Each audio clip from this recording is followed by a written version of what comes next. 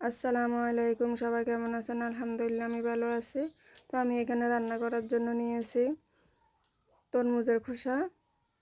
তো সব উপকরণগুলো নিয়ে নিয়েছি। চুলায় একটা ফ্যান বসিয়ে ফ্যানে পরিমাণ মতো রান্নার তেল দিয়ে দিয়েছি। তেলটা গরম হয়ে আসলে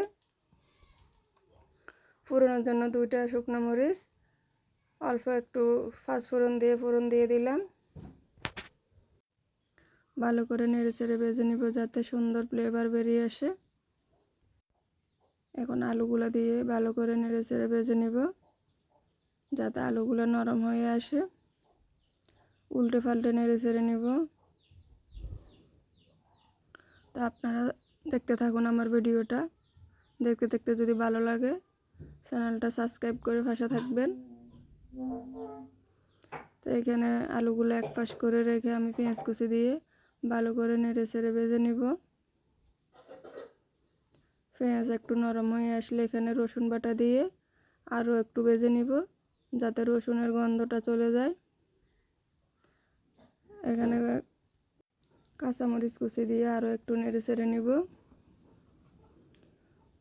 এখন এখানে গুঁড়ো মশলাগুলো দিয়ে দিব। হলদি গুঁড়া, মরিচ গুঁড়া, জিরে গুঁড়া, স্বাদ মতো লবণ দিয়ে ভালো করে কষিয়ে নিব। এখন টমেটো কুচি দিয়ে আরও ভেজে নিব। ভালো করে নেড়েচেড়ে এখন আলুগুলো মিশিয়ে দিব আমি।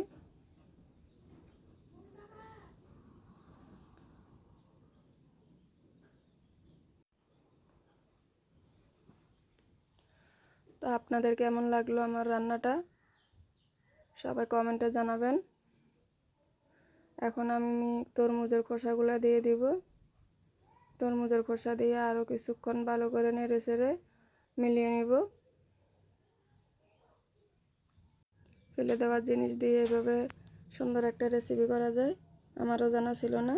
তো আপনারাও সবাই বাসায় ট্রাই করবেন, ভালো লাগবে। তো এখন আমি এখানে হালকা জলের পানি অ্যাড করে দিলাম। পানি অ্যাড করে ভালো করে নেড়েচেড়ে ঢাকনা দিয়ে ঢেকে দিব। এখন আমি আরও একটু নেড়েচেড়ে দিব যাতে নিচ থেকে পুড়ে না যায়। নিচ থেকে পুড়ে গেলে রান্নার স্বাদটা ভালো আসে না, টেস্ট নষ্ট হয়ে যায়। ঢাকনা দিয়ে ঢেকে দিব আরও কিছুক্ষণ। ঢাকনা খুলে উপর থেকে ধনেপাতাগুলো ছিটিয়ে দিব। ধনেপাতা দিয়ে ভালো করে নেড়েচেড়ে মিলিয়ে নিব।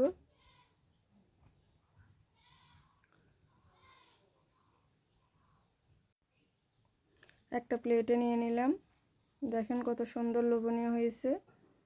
তো পরবর্তীতে আবার দেখা হবে। ভালো থাকবেন, সুস্থ থাকবেন। আসসালামু আলাইকুম, আল্লাহ হাফেজ।